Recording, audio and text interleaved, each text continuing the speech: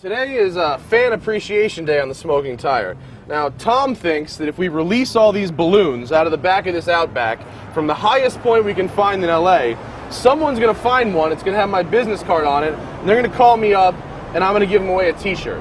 What are the odds that someone actually finds a balloon in LA? You got 5 balloons. So maybe... Alright, I'm so convinced this isn't going to work. I'll tell you what, this balloon with the heart on it, I will put a little extra something on it. Tell you what, if any of you guys find this white balloon, I will attach, in addition to the t-shirt, I'll give you guys a date with my girlfriend. How about that? So I'm gonna write, Tracy, date. So if you find this balloon, I'll give you a date with my girlfriend. We got plenty of space in the back of the Outback here, so getting all these balloons in really shouldn't be a problem. Oh, Jesus. Oh, almost.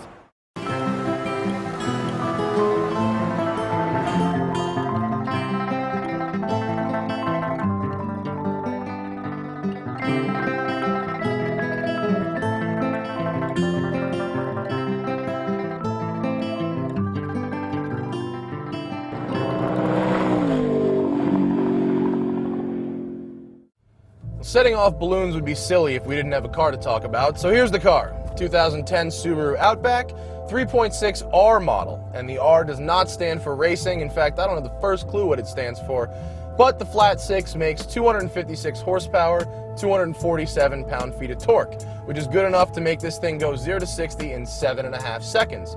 Not bad, but certainly not sports car numbers. It's important when you're driving a car like this to kind of manage your expectations. For instance, if I get in this car expecting it to be sporty because it's the top of the line trim, I will find myself sorely mistaken. The car is set up to do the kind of driving that an outdoorsy person would do in a place with snow, maybe some dirt, and some potholes. And what that means is the suspension is nice and squishy. Lots of body roll in the corners, but this thing absorbs bumps like no road car I've ever driven. The Outback has grown significantly in size for the 2010 year, and although it looks like a big, almost crossover from the outside, what that means is you get a lot more space on the inside. Front and rear headroom and legroom are superior, as is the gigantic amount of trunk space you have in this thing. It will hold as much as your average SUV, no problem. Originally, Subaru launched the Outback as the world's first sport utility wagon. And what I take that to mean is you can do everything that a sport utility vehicle can do, but without a lot of the headaches of driving around a big truck. And that's really what this car feels like. It feels utilitarian. It's not an enthusiast car. It's a car that's going to help you get your stuff done, no matter what kind of terrain you have to drive over. And as we pull onto this dirt road here, we're going to find out how this thing does once the road gets a little bumpy. The Outback's squishy suspension, where it might be too squishy to carve the canyons, is actually just about right for rough pavement or dirt roads. And this car absorbs these bumps really, really well and allows you to just point it wherever you want, let the symmetrical all-wheel drive do its job, and keep you in line on these dirt roads. Not all is well in the world, unfortunately. There are quite a few things about this car that I really don't like. The biggest glaring fault with this car is its throttle response. Whereas many manufacturers are using throttle-by-wire systems now, Subaru has introduced its new throttle-by-carrier pigeon system, which means if you hit the gas, you let a bird go and maybe the car will decide to accelerate. The car doesn't do anything at all for a full half second after you touch the gas, and then it gives you too much power. It's really, really annoying. The other thing is, the engine, although it pulls this car acceptably, it doesn't really sound very good. You think flat 6, you think Porsche, racing, that kind of stuff? None of that with this car. Honestly, it sounds more like a late 80s American V6 than a Porsche engine. It sounds like there's sand running around in the engine and just makes this harsh kind of noise when you drive.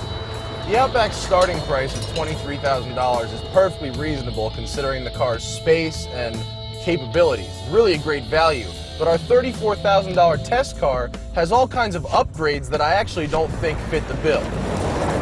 The nav system works, but it's not very intuitive. You have to hit the disclaimer every time you use it, and the iPod interface is terrible. How is it going to recognize that I'm plugging in an iPod and yet not show me track or artist names or any kind of information about the music? It's silly. While the steering wheel and seats are upholstered in nice leather, the top of the dash and all these things are hard plastic, and what really bothers me, listen to this. What really bothers me is the shifter, which makes this horrible noise, and I'll stop and listen. Here we go. Listen to this. Hear that? Even with the soft touch plastics on there, that's still a pretty cheap sounding racket to come from a shifter in a $35,000 car. The last thing I don't like about this car is the useless miles per gallon gauge, which is really just an inverse throttle position gauge. Of course my gas mileage is going to suck when I'm flat out. Show me a number I can actually use. The bottom line on the Outback is this. At a base level, it's a fantastic value. But once you start loading in the options, its value goes out the window really quickly. My advice, buy a base model and get the extra stuff you need yourself. Oh, this is a good spot. Let's launch some balloons.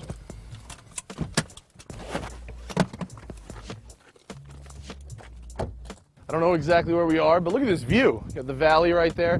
The first ever Smoking Tire balloon launch. As I said at the beginning of the show, if you find one of my business cards on a set of balloons, call me up and I will send you a t-shirt. We've only got 4 sets of balloons. This is never going to work. There's one. Clear the power lines! All right. There's the first one. Second one. Oh my God. There goes another. Number 3. Bye-bye. Is it going to clear? Oh, they're cruising. Here we go. As I said before, I've included the Win a Date with Matt's Girlfriend balloon here. Hopefully this one will get past the power lines too. Come on, baby. Rise. Let's see if any of you guys actually call me. All right, let's go back to LA. Who is it? I don't recognize. Hello? Hello? Hello. Hello? Hello, Masala. How are you? It's Andre Charbonneau. Andre? How you doing, man? I'm doing great. How are things with Tracy? Huh? Oh, Tracy's okay. Why? How are you doing? What's up? No, I just think about the evening we spent together, and we have such a great time, you know. And I just calling to see how your girlfriend is doing. Not fiancé yet, huh? I mean, she's okay. She's doing her thing. Great. So when do I come and collect her, huh? What do you mean? When do I come and collect my prize, which is Your girlfriend, not fiancé, Tracy, huh? What do you mean? I find something that belongs to you that come down from the sky in the shape of a balloon. So it's a collect Tracy date. So I Called to collect the Tracy date, huh? I'm gonna have to call you back on that one, dude. Hello? Ah, he hung up. But I still want to collect Tracy date. And right now, it's time for celebration, huh? I think we have good time, me and Tracy. Alors, Well, I think we have nice time, me and Tracy.